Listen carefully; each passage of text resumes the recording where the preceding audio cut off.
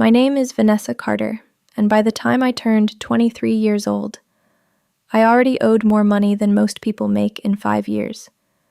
Except none of it was mine. Not the credit cards, not the loans, not the repossessed SUV, not the foreclosure notice taped to my apartment door. But every single account carried my name, my social security number, my signature. At 14 years old, while I was worried about algebra homework and school dances, my parents were secretly opening financial accounts under my identity. And for nearly a decade, they used my life like a credit card they never intended to pay back. The worst part is that I trusted them. I believed every excuse, every lie, every promise that they were fixing it. Until the night my electricity got shut off in the middle of winter, and I discovered the real amount of debt attached to my name. $340,000. That was the moment I realized something terrifying. My parents had not made a mistake. They had built an entire life on fraud. And what happened after I contacted the FBI, what federal agents found hidden in my parents' house, and what my mother did when she realized I was no longer protecting them, destroyed my family forever. If you saw my parents in public, you would have thought they were successful people. My father, Daniel Carter, sold luxury real estate, expensive suits, perfect smile, firm handshake. My mother, Elaine, ran a small consulting business from home and constantly talked about investments, taxes, and financial strategy, like she was some kind of expert. We lived in a large suburban house outside Phoenix. Pool in the backyard, nice cars in the driveway, family vacations every summer. From the outside, we looked stable. But inside the house, everything depended on appearances. My father cared more about looking wealthy than actually being wealthy. If neighbors bought a new car, he upgraded ours. If relatives posted vacation photos, he booked a bigger resort. Every decision in our family revolved around one thing: never let people think we were struggling. I learned early that image mattered more than honesty. My mother had a phrase she repeated constantly: "People respect success, Vanessa. They don't ask questions if you look successful." At the time, I thought she meant confidence. I didn't realize she meant fraud. The first strange thing happened when I was 16. I applied for my first part-time job at a clothing store in the mall. The manager ran a basic background check for payroll paperwork. 10 minutes later, she walked back, looking uncomfortable. "Vanessa, are you sure your information is correct?" I remember laughing nervously. "What do you mean?" She lowered her voice. "There's a problem with your credit file." Credit file. I was 16 years old. I didn't even own a debit card. When I got home, I told my mother what happened. She barely looked up from her laptop. "Oh, that stupid mix-up again." "What mix-up?" "Someone probably entered your social security number wrong years ago. It happens." She sounded calm. Too calm. Then she smiled and handed me dinner plates like the conversation was over. And because I trusted her, I let it go. That was my first mistake. At 18, I got accepted into Arizona State. Not a full scholarship, but enough financial aid to make it possible. Or at least, that's what I thought. The financial aid office called me 2 weeks before classes started. I still remember the woman's voice. "Vanessa, your loan application was denied due to your debt-to-income ratio." I laughed because I genuinely thought she had the wrong student. "I'm 18. Long silence. Then keyboard typing. "According to your credit history, you currently owe approximately $92,000. I stopped breathing for a second. "What?" The woman hesitated. There are multiple credit accounts under your name dating back several years. Several years, meaning someone had opened accounts while I was still a child. I drove home shaking. My father was grilling steaks outside. Music playing. Neighbors laughing over the fence. Normal. Everything looked normal. I walked straight up to him, holding printed credit reports in my hand. "What is this?" He glanced at the papers once. Then he sighed. Not panic, not confusion. Annoyance. "Your mother and I were going to explain eventually." That sentence changed my entire life. According to my parents, they had only borrowed my identity temporarily. My father claimed his business hit a rough period after the housing market slowed down. Banks stopped approving loans in his name, so they used mine. Just for a little while. Just until things improved. "Your family," my mother said calmly. "We did what we had to do." I stared at her. "You committed fraud." "No," she snapped. "We protected this family." Protected. That word made me sick. They acted like stealing my identity was some noble sacrifice instead of a federal crime. I demanded they close everything immediately. My father promised they would. And for a while, I wanted to believe him. Because accepting the truth meant accepting something unbearable. My own parents were willing to destroy my future to maintain their lifestyle. For the next 4 years, I lived inside constant chaos. Debt collectors called daily. Banks rejected me for apartments, rejected me for car loans, rejected me for everything.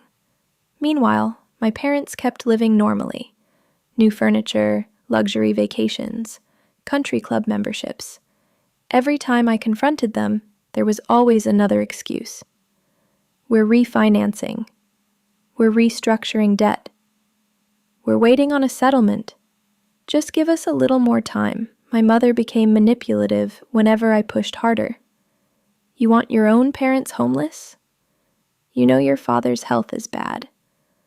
After everything we sacrificed for you, that line always hit hardest, because guilty children are easier to control, and my parents knew exactly how to weaponize guilt.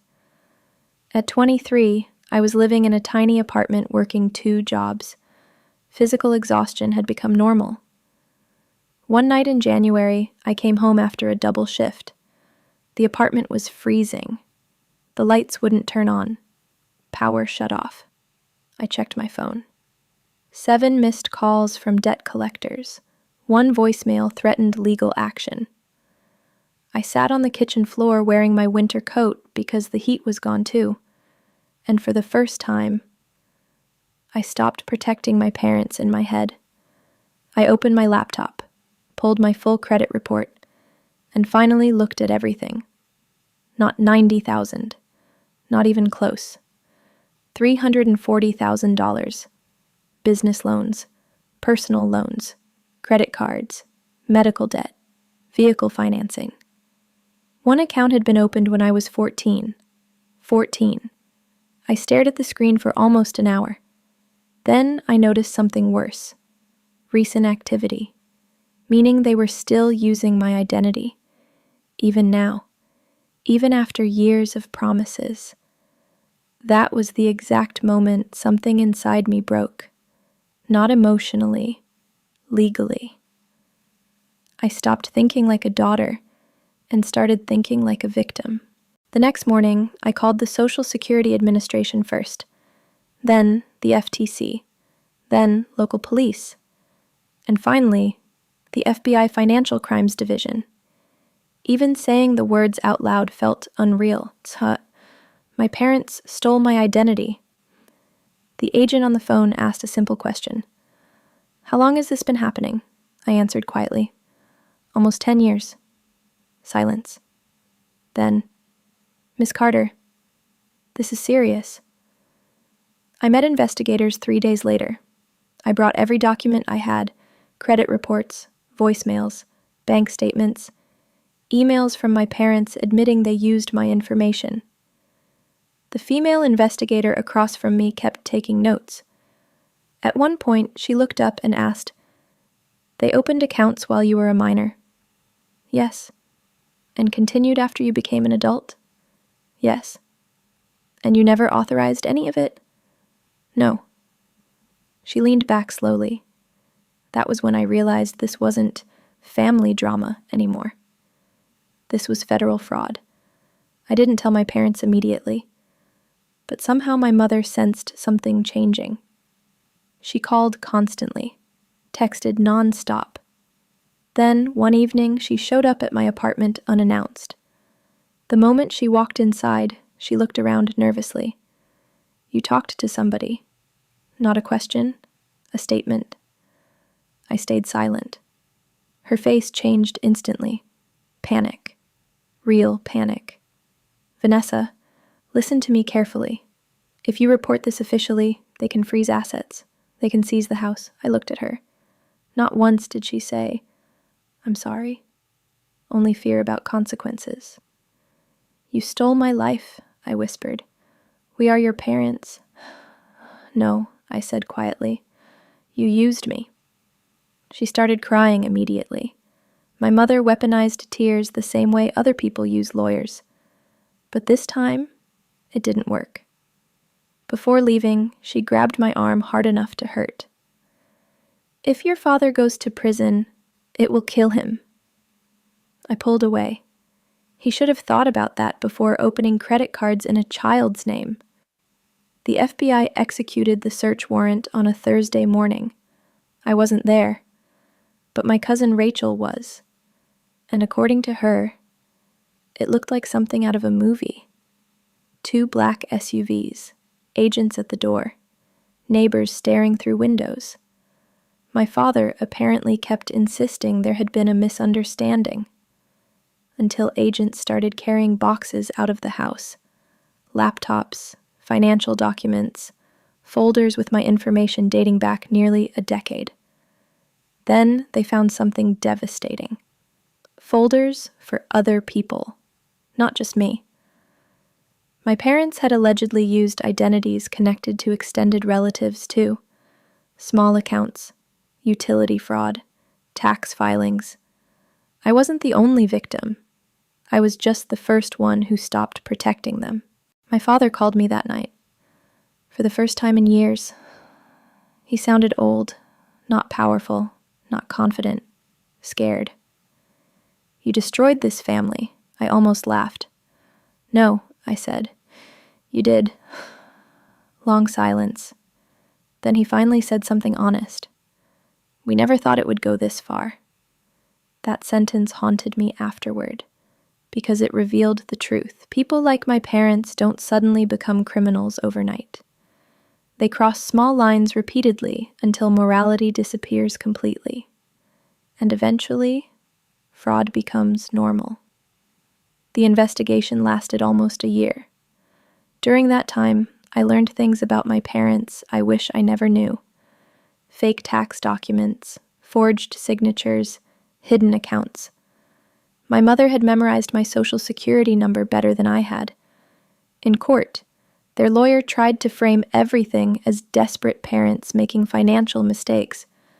But prosecutors showed timelines, evidence, patterns, intent. One line from the prosecutor still stays with me. They did not steal from a stranger. They stole from their child because children are easier to trap. The courtroom went silent after that. My mother cried. My father stared at the table. And for the first time in my life, I stopped feeling guilty for telling the truth. My parents eventually accepted plea deals. Probation for my mother. Prison time for my father. Massive financial penalties. It took years to repair my credit. Years. Even now, certain things still trigger anxiety. Unknown phone numbers, bank letters, credit notifications. But the strangest part? People still ask if I regret reporting them, as if protecting criminals would have made me a better daughter. Here's what I learned. Family is not the people who destroy your future and expect gratitude for surviving it. Family is the people who protect you when protecting you costs them something. My parents taught me what betrayal looks like, but reporting them taught me something even more important. Sometimes the hardest thing you will ever do is stop saving people who would never save you.